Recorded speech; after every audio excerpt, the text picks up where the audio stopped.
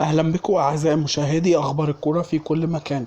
النهارده معانا اخبار مهمه عن كل الدوري المصري وكل الانديه المصريه والدوري الانجليزي وكل اللي انتوا هتحتاجوه عن الرياضه. بس قبل ما نبدا لازم تحط لايك واشتراك في القناه تدعيما لنا لنشر المزيد ان شاء الله. اول خبر معانا النهارده انتصار موجع ومؤلم للكابتن كهربا يحققه في الاتحاد الدولي لكره القدم النهارده. كانت كل الناس تمني نفسها ان محمود عبد المنعم كهربا يتوقف 6 اشهر، لكن احكي لك كل السيناريو اللي دار وتم في حوار كابتن محمود عبد المنعم كهربا، وايه اللي حصل والتصريحات اللي قالها المحامي اشرف عبد العزيز. وعامل انتصارات كبيره جدا المحامي اشرف عبد العزيز، وانتصارات كبيره جدا في ملف محمود عبد المنعم كهربا، ومتالق بشكل كبير جدا. خلي بالك احنا قلنا حاجتين، ان الراجل هيطلب مهله للسداد.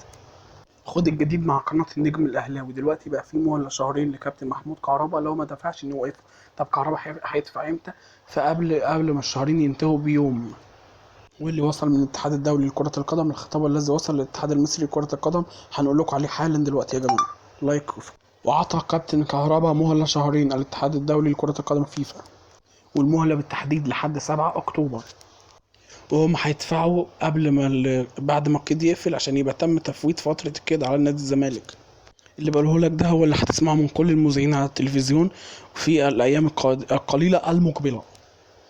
نيجي بقى لحاجة تانية خالص ونروح نتكلم كورة.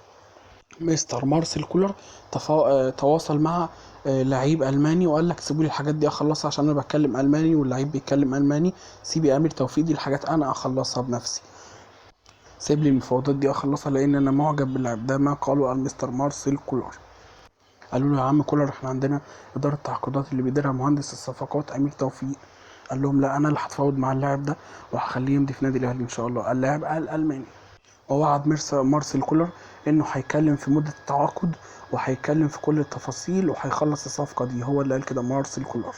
ومارسيل كولر وعد اللاعب بوضع تسهيلات للعوده لاوروبا في حاله عدم الارتياح مع النادي الاهلي او جاله عرض قوي من الدوري الاوروبي، من الدوريات الاوروبيه. لعيب وسط ملعب بيلعب كره مزيكا الصراحه، والراجل معجب بيه.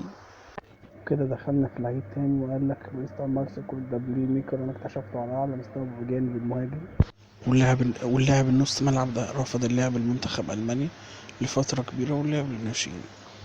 كان مستر كولر شافه في ماتش كده، كان هو شافه في مباراه وديه بين المنتخب الاولمبي المصري ومنتخب جنوب السودان او المنتخب السوداني.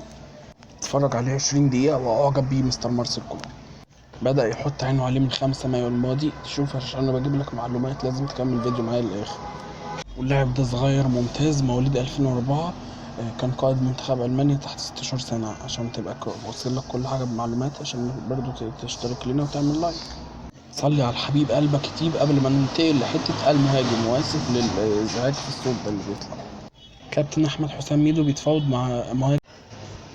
نكمل أخبارنا. كابتن أحمد حسام ميدو عمل اجتماع مع وكيل ويلتر فوليا في التجمع الخامس لخطفه من النادي الأهلي، وقال له عاوزك تخلص الصفقة معايا.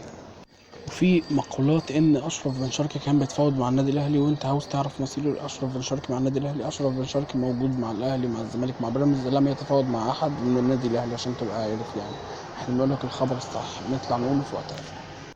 بكده نكون قلنا لكم كل اخبار تخص النادي الاهلي والنادي الزمالك وكل الدوري المصري. يا ريت تحط لايك واشتراك في القناه وشير